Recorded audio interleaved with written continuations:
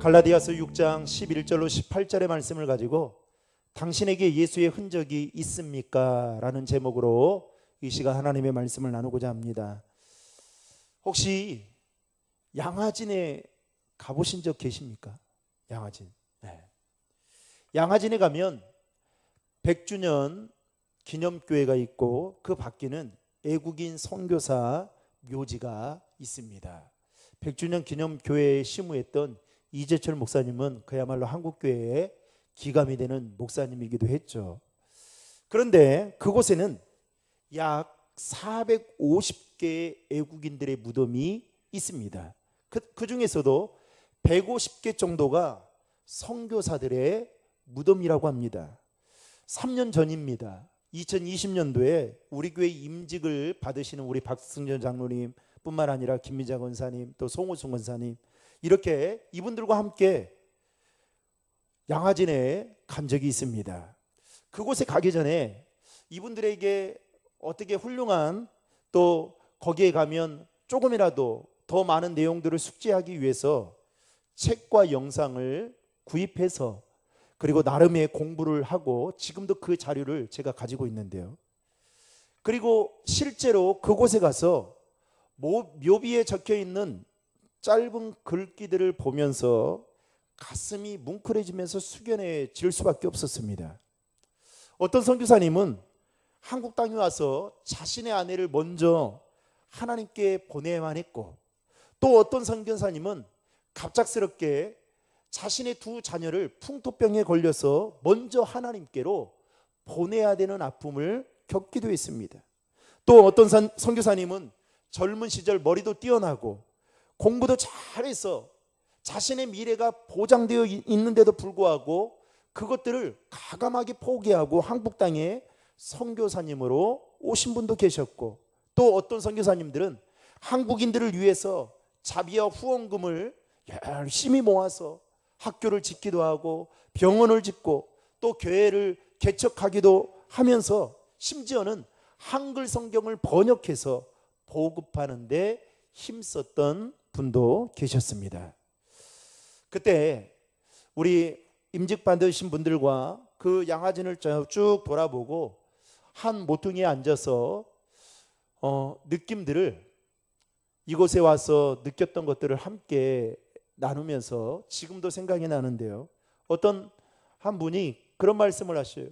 그동안 선교헌금을 하기는 했는데 정말 어떠한 마음을 가지고, 이렇게 간절한 마음을 가지고 선교헌금은 한 적이 없다. 그런데 여기에 막상 와서 이러한 글귀들을 보고 또 묘비를 둘러보면서 선교헌금에 대한 마음을 품을 뿐만 아니라 다시 한번 이 애국인 선교사님에 대해서 생각하는 계기가 되었다라는 이야기를 나눈 적이 있습니다. 여러분, 애국인 선교사님들은 미지의 땅인 우리나라에 와서 복음의 씨앗을 뿌리면서 거룩한 흔적을 남겼습니다. 그리고 그들이 남긴 그 거룩한 흔적의 결과는 한국교회의 부흥의 열매로 나타나게 되었던 것이죠. 그동안 우리는 갈라디아서의 말씀을 살펴보았습니다. 오늘로써 갈라디아서의 말씀을 마지막 살펴보면서 이제 정리하려고 하는데요. 갈라디아서 1장을 보면 바울이 갈라디아 교인들을 향해서 강하게 책망했던 그 이유가 바로 그들은 다른 복음을 믿는 것 때문이다 라고 말하고 있습니다. 당시 유대주의자들이 외치고 그들이 주장했던 그 복음은 복음 같지만 진정한 복음이 아니었습니다. 그들도 나름 예수를 믿는 사람들이었고 예수님의 사랑을 가지고 있었던 사람이었습니다. 그런데 문제는 그들 안에는 율법을 준수하고 할례를 받아야만 구원을 받을 수 있다라는 이러한 가르침에 많은 갈라디아 교회 교인들이 그 말에 넘어가서 하나둘씩 이제 떠나가기 시작했던 것입니다. 그들은 예수 그리스도를 믿는 믿음만으로 구원을 받는 것은 무언가 부족한 면이 있다, 2% 부족한 것이 있다 라고 생각하고 이와 같은 주장을 했던 것입니다. 그러나 바울은 분명하게 이야기합니다. 다른 복음은 없다. 다른 복음은 없다.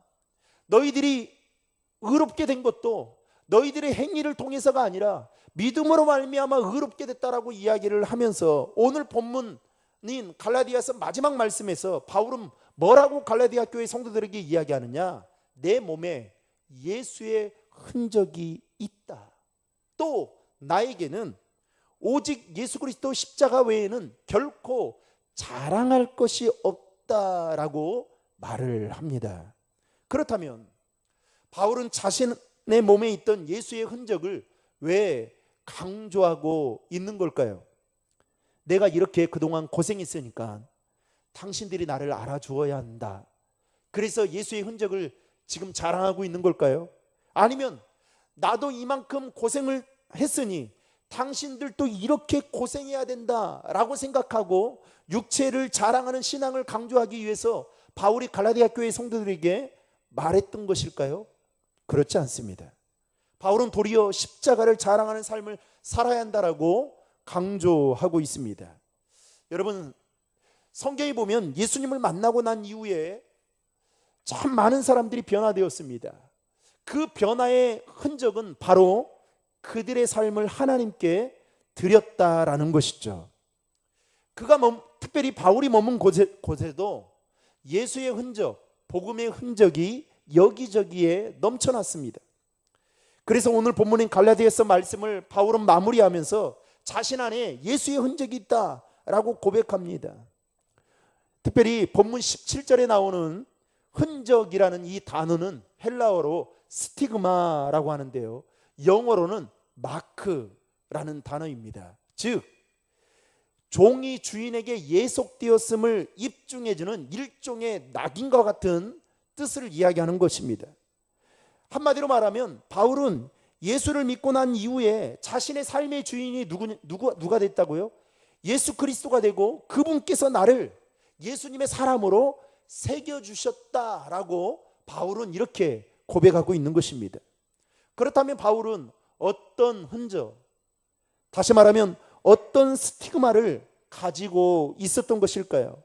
바울이 가진 그 스티그마를 통해서 오늘 저와 여러분이 인생을 살아가는 데 있어서 앞으로 남겨야 될 흔적이 무엇이 있어야 되는지 오늘 말씀을 통해 두 가지로 살펴보면서 갈라디아서의 말씀을 마무리하고자 합니다. 첫 번째로 바울은 예수의 흔적, 즉 십자가의 흔적을 가졌다라고 말하고 있습니다. 여러분, 갈라디아 교회 교인 성도들은 자신들 안에 흔적을 남기고자 있습니다. 유대주의자들도 자신들 안에 흔적을 남기고자 있습니다. 그 흔적은 예수의 흔적, 십자가의 흔적이 아닌 할례의 흔적, 그리고 율법의 흔적을 그들은 남기고 싶어 했습니다. 그래서 어떻게 해요? 자신의 의와 자신의 공로, 자신의 업적을 자꾸 드러내려고 했던 것이죠. 그런데 바울은 어떻게 해요? 자신 안에 예수의 흔적, 십자가의 흔적을 남겼다라고 말하면서 그는 이렇게 오늘 본문 14절에 이렇게 고백하고 있습니다. 14절 말씀 다 함께 읽겠습니다. 그러나 내게는 우리 주 예수 그리스도의 십자가 외에 결코 자랑할 것이 없으니 그리스도로 말미암아 세상이 나를 대하여 십자가에 못 박히고 내가 또한 세상을 대하여 그러하니라. 한마디로 말하면 바울은 예수 그리스도 십자가 외에는, 십자가밖에는 자랑할 것이 없다라고 말하고 있습니다. 여러분, 사람은, 오늘날 현대인들은 자신이 많이 가진 것을 자랑하는 경향이 많습니다. 돈을 많이 가진 사람은 자신이 가진 아파트 평수나 타고 다니는 자동차나 입고 있는 옷의 브랜드나 심지어는 얼굴에 찍어 바르는 화장품의 가치와 가격을 자랑합니다. 또 좋은 학벌을 가진 사람은 자신이 나온 대학교, 대학원, 치대간 학위를 그렇게 끝도 없이 자랑합니다. 또 좋은 인맥을 가진 사람은 자신이 알고 있는 사회의 저명 인사들을 또 말하고 학자들, 의사들, 정치인들 자신의 인맥 관계를 늘어놓으면서 자랑합니다. 이처럼 사람들은 자신이 많이 가진 것, 그리고 탁월한 것, 그리고 특별한 것을 자랑하며 살아갑니다. 그렇다면 오늘 본문에서 바울이 가장 많이 가진 것, 그리고 가장 탁월한 것, 가장 특별한 것이 무엇이었을까요? 바로 십자가였습니다. 그래서 바울은 십자가를 자랑하고 있는 것입니다. 고린도후서 11장 23절에서 30절까지 말씀을 보면 바울은 자신 안에 예수의 흔적이 이와 같다라고 말하면서 23가지를 자랑하고 있습니다. 그런데 그 고린도후서 11장 23절에서 30절까지 말씀을 압축해서 말씀드리면 이런 거예요. 수고하고 매맞고 감옥 가고 죽을 고비를 넘기고 40에 한한 감한매를 5번이나 맞고 3번 책짓질 당하고 3번 파선당하고 강의 위험과 강도의 위험과 동족의 위험뿐만 아니라 수고와 공고, 잠자지 못하는 것과 배고픔, 목마름, 그리고 추위와 헐벗음 등에 대해서 바울은 자랑거리로 늘어놓았습니다. 여러분, 바울이 자랑거리로 말한 이런 것들이 과연 자랑할 만한 것들인가요? 솔직히 말하면 바울이 말하는 이러한 자랑거리들은 많은 사람들이 피하고 싶고 감추고 싶어하는 것들, 심지어는 그리스도인들조차도 외면하고 싶은 대상거리들입니다. 그런데 바울은 이것을 자랑이라고 말하고 있는데 과연 여러분은 이 바울의 자랑에 쉽게 동의할 수 있습니까? 더 나아가서 여러분이 자랑하고 싶어하는 우리의 삶의 모습과 바울의 모습을 비교하면 여러분 어떻습니까? 정말로 바울이 자랑하는 것들이 여러분에게도 자랑거리로 느껴지십니까? 여러분, 바울이 자랑하는 십자가는 사람들이 외면하고 회피하고 또 지고 싶지 않고 가고 싶지 않는 그 길, 바로 십자가의 길이었습니다. 때로는 이 십자가의 길을 갈 때면 불이익이나 손해를 감수해야만 했습니다. 여러분, 예수님 때문에 여러분 피해를 감수했던 그 흔적이 여러분 안에 있으십니까? 하나님을 예배하기 위해서 감수해야 했던 그 손해와 피해를 여러분 당해보신 적 있으십니까? 주의를 지키기 위해서 남들보다 더 많은 수고와 고통을 감수해야만 하고 때로는 예수 믿는다는 그 이유 하나만으로 분을 삭히고 참고 인내해야만 하는 그 일들을 경험해 보신 적 있으십니까? 심지어 복음을 전하면서까지도 받는 수치와 모멸감과 멸시를 여러분 당해본 적 있으십니까?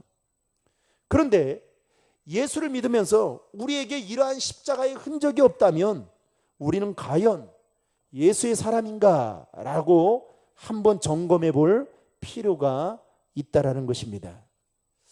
여성 최초로 노벨 문학상을 받은 스웨덴의 나겔르레프가 쓴 진홍가슴새라는 동화책이 있습니다. 그 책의 내용을 보면 이런 내용들이 있습니다. 하나님께서 세상에 있는 만물들을 지으셨습니다.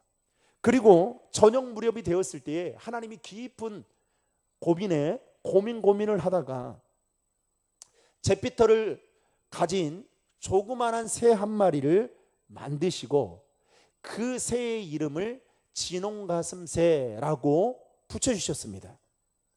그런데 이 새가 너무 궁금한 거예요. 왜 자신에게 진홍가슴새라고 이름을 붙여줬는지 궁금해서 하나님께 가서 하나님, 저는 온통 제피터를 가지고 있는데 어찌해서 저에게 진홍가슴새라는 이름을 붙여주셨습니까? 라고 묻자 하나님께서 그 새에게 이렇게 말합니다.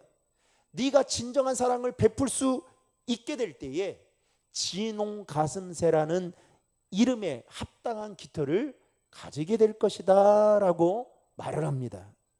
그 후에 오랜 세월이 흘렀습니다.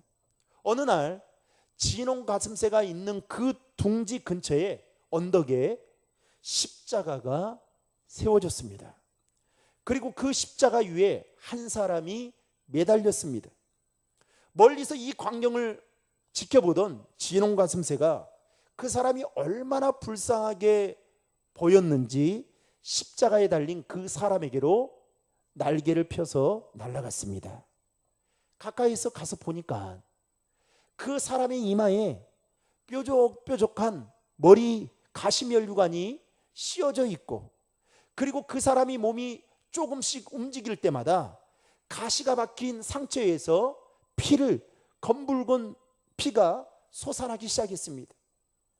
이새가 그것을 보고 너무 안타까운 나머지 자신의 작은 부리로 그 사람의 이마에 박힌 가시를 하나하나씩 뽑아내기 시작했습니다.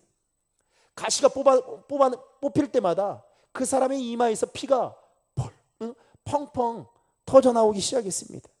그리고 이 작은 새도 온통 피투성이가 되고 말았습니다. 이 피투성이가 된 이 새는 상처가 날 때까지 그 사람의 이마에 있던 가시 하나하나씩을 힘껏 뽑았습니다.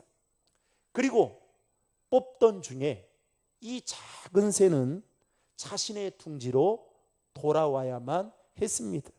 왜냐하면 가시를 다 뽑기도 전에 십자가에 달린 이 사람이 그만 숨을 거두고 말았기 때문이었습니다. 자신의 둥지로 돌아온 이 새는 자신의 몸에 묻은 피를 씻어내는데 아무리 씻어도 그 피가 지워지지 않는 것입니다. 결국 그 새의 목덜미와 가슴에는 선명한 핏자국이 새겨져 있었습니다. 더 희한한 것은 그 새가 낳은 새끼들조차도 목덜미와 가슴에 선명한 핏자국과 같은 진홍빛 털이 생겨나기 시작했습니다. 결국 이 새는 하나님이 지어주신 이름대로 진홍 가슴새가 되었다라는 내용이 이 책에 기록되어져 있습니다. 여러분, 우리는 예수를 믿는 그 순간부터 그리스도인이라는 새로운 이름을 얻게 되었습니다. 저와 여러분이 그리스도인으로서 이제는 진홍 가슴새가 되는 삶을 살아야 한다라는 것입니다. 비록 우리가 짊어지고 가야 할 십자가가 무겁고 고통스럽고 힘들고 어렵겠지만 우리가 예수님의 십자가를 짊어질 때에 어느새 우리 가슴과 우리 목덜미에도 예수의 흔적, 즉 스티그마가 여러분 새겨지게 될 줄로 믿으시기 바랍니다. 그래서 바울은 오늘 본문 17절에 뭐라고 말합니까?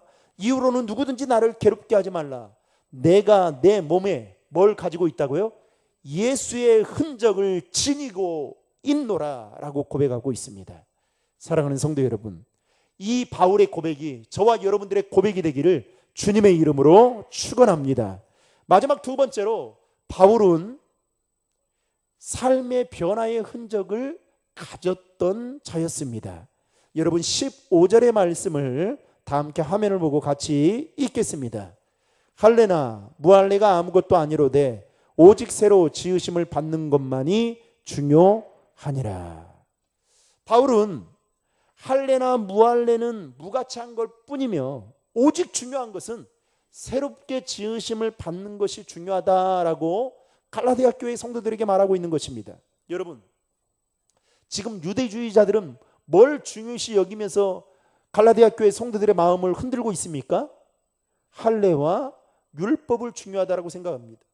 그러면 바울도 반대로 어떻게 해요? 바울도 동일하게 말할 수도 있을 뿐만 아니라 반대로 말할 수도 있는데 중요한 것은 바울은 할례 무할례 하나님 앞에서 무가치한 것이다. 더 중요한 것이 있다면 새롭게 지으심을 받는 것, 이게 중요하다라고 말하고 있습니다. 예수 안에서 즉 새롭게 변화되는 것이 너희들 안에 더 중요하다라는 것을 바울은 말하고 있는 것입니다. 여러분, 우리가 가져야 할 예수의 흔적은 말씀을 통해서 변화되는 삶의 흔적인 줄로 믿으시기 바랍니다. 여러분, 사람은요, 생각으로 아무리 생각하고 내가 결단하고 의지적으로 노력해도 여러분 변화되지 않아요. 우리를 변화시킬 수 있는 것은 하나님의 말씀인 줄로 믿으시기 바랍니다. 그래서 말씀 가까이 하셔야 돼요. 말씀을 통해 여러분들의 그 삶을 돌아보고 또 성찰을 통해서 하나님 앞에 더 가까이 나아가야 돼요. 왜냐하면 예수의 스티그마를 받은 사람은 반드시 삶의 변화가 뒤따르기 때문에 그렇습니다. 우리가 예수의 스티그마를 받기 전에는 세상의 종이었습니다. 그래서 어떻게 해요? 세상이 시키는 대로 살았단 말이죠. 때로는 죄의 노예가 되고 때로는 내 영의 사람이 아닌 육에 속한 사람처럼 살았습니다. 그러나 이제는 예수의 흔적, 예수의 스티그마를 받은 저와 여러분들이 예수님의 사람이 되었기 때문에, 하나님의 사람이 되었기 때문에 이제는 우리의 가치관이나 우리의 세계관, 더 나아가서 우리의 인생관도 바뀌어야 된다라는 것이죠. 성경은 바울은 예수님을 만나기 전에 예수님을 핍박했던 사람이라고 말하고 있습니다. 스데반 선지자가 죽임당하는 것을 당연하게 여겼던 사람이었고요. 그것도 모자라서 그리스도인들을 잡아오고 고문하고 심지어는 형벌을 가하고 또 그들의 생명까지도 취할 정도로 악랄한 유대인이었습니다. 그런데 그가 다메섹 도상에서 강렬한 빛과 함께 찾아온 예수님을 만나게 되는 순간 그의 삶에 변화가 일어나기 시작했습니다. 예수를 핍박했던 그의 삶이 이제는 예수의 복음을 전하는 삶으로 사람들의 생명을 취하는 그의 인생이 사람들에게 새 생명을 주는 인생으로 변화된 삶을 살았다라는 것입니다. 여러분, 예수님을 진짜 믿으면 변화가 있어요. 아멘. 말도 변화되고 행동도 변화되고 가치관도 변화되고 우선순위도 변화되고 삶의 목적도 변화됩니다. 변화 안 되는 사람은 없습니다. 존 뉴턴이라는 사람이 있습니다. 우리 찬송가 405장, 지금 이제 뭐 좀 바뀌었지만은 어메이징 그레이스 작사가로 잘 알려져 있고, 그리고 위대한 신앙인으로 잘 알려져 있죠. 그런데 그의 어린 시절은 매우 불행했습니다. 그 불행한 어린 시절 그는 수많은 죄를 생산하는 죄의 기계로 살았습니다. 청소년기를 방탕하며 보냈던 이 뉴턴이 청년의 시절도 방탕하며 살았습니다. 청년 시절 선원으로 전전긍긍하다가 온갖 악한 일을 일삼게 되면서 결국 노예선으로 그가 끌려가게 됩니다. 그러던 어느 날 노예 생활을 하던 그에게 하나의 친구로부터 소포가 배달되어 오게 됩니다. 그 소포를 열어보니 그 소포 안에 그가 사용해야 될 일회용품과 그리고 책 한 권이 들어 있었습니다. 바로 그 책은 토마스 아켄펀스가 쓴 그리스도를 본받아, 제가 신학교 때 읽었던 책인데요, 이 책이 그 안에 있었던 것입니다. 책 읽기를 매우 싫어했던 존 뉴턴이 어느 날 삶이 따분한 나머지 그 책을 펴서 읽어내려가기 시작했습니다. 그런데 그 책을 읽다가, 그리스도를 본받다라는 책을 읽다가 그가 감동을 받게 됩니다. 그러면서 그가 그동안 30여 년 넘게 제약된 삶을 살아왔던 것에 대해서 해결을 하고, 그리고 이제는 이러한 삶을 청산해야겠다라는 마음을 먹게 됩니다. 그리고 그가 모범수로 풀려나게 됩니다. 그리고 나서 존 뉴턴이 39살에 목사가 되고, 그리고 선한 영향력을 미치며 그의 여생을 하나님께 드리게 됩니다. 사랑하는 성도 여러분, 저와 여러분에게 예수의 스티그마, 즉 예수의 흔적이 있다면 우리의 모습이나 우리의 삶의 자리에도 놀라운 변화의 흔적들이 있어야 된다라는 것입니다. 여러분이 가는 곳에, 여러분이 머무는 곳에 변화의 흔적들이 묻어져 나와야 된다라는 것입니다. 예수 믿기 전보다 믿고 난 후에 조금 더 정직하고, 조금 더 진실되고, 조금 더 신실하고, 조금 더 용서하고, 조금 더 사랑을 전하고, 그러면서 변화된 삶을 보여줘야 된다라는 것입니다. 예수 믿기 전보다 믿고 난 후에 우리의 변화된 그 모습을 보여주기 위해서 우리는 기도해야 되는 것입니다. 그래서 오늘 본문에서 바울은 갈라디아 교인들에게 할례나 무할례가 중요한 것이 아니라 오직 새로 지음받은 것이 중요하다라고 말하고 있는 것입니다. 이 말은 곧 너희들이 유대주의자들이 전하는 그 거짓된 복음에 심취해서 구원을 받기 위해서 할례를 받고 율법을 지켜야만 하는 것이 중요한 것이 아니다. 정말로 중요한 것은 죄인된 너희가 예수 그리스도로 말미암아, 믿음으로 말미암아 새로 지으심을 받은 것, 그래서 이제는 새로 지으심을 받은 너희들의 삶의 자리에서 예수의 흔적, 변화의 흔적을 나타내 보여주는 것이 매우 중요하다는 것을 바울은 갈라디아 교회 성도들에게 마지막 말하면서 정리하고 있는 것을 보게 됩니다. 사랑하는 성도 여러분, 저와 여러분에게도 예수의 흔적, 즉 변화의 흔적이 삶의 자리에서 묻어나는 은혜가 있기를 주님의 이름으로 축복합니다. 더 나아가서 우리 교회도 예수의 흔적을 가진 교회, 우리 성도들도 예수의 흔적을 가진, 이번에 이제 정규인 수련회 때 첫째 날 동막골 계곡을 갔잖아요. 갔는데 얼마나 물도 깨끗하고 얼마나 시원했어요. 발도 담그고. 그런데 이제 물속에 이렇게 들어갔던 청년들은 제가 이렇게 보니까 다 돌에 보이지 않는 물 때문에 보이지 않는 그 돌에 그렇게 슬켜서 다 이렇게 흔적들이 있더라고요. 막 빨갛고 피가 난 청년도 있고, 저도 보니까 양쪽이 다 지금도 있어요. 빨갛게. 그걸 보면서 뭔 생각할까요? 그래도 23년도에 정교인 수련회 때 가가지고 성도들과 함께 하면서 즐거운 시간을 보냈던 흔적이다. 이걸 보게 되는 거 아니겠습니까? 마찬가지. 우리가 예수 그리스도를 믿고 난 이후로 우리의 삶의 자리에 변화의 흔적들이, 그래서 예수 믿는 사람들은 정말 예수를 믿게 되면 변화될 수 있구나, 이런 변화의 흔적들을 예수의 스티그마를 가진 사람으로 살아가야 된다라는 사실을 기억하시고, 정말 다른 복음이 아닌 진짜 복음, 오직 예수 그리스도 외에는 구원받을 수 있는 길이 없다라는 사실을 기억하시고, 저와 여러분이 구원받은 자로서 예수의 흔적을 자랑할 수 있는 저와 여러분 되시기를 주님의 이름으로 축원합니다.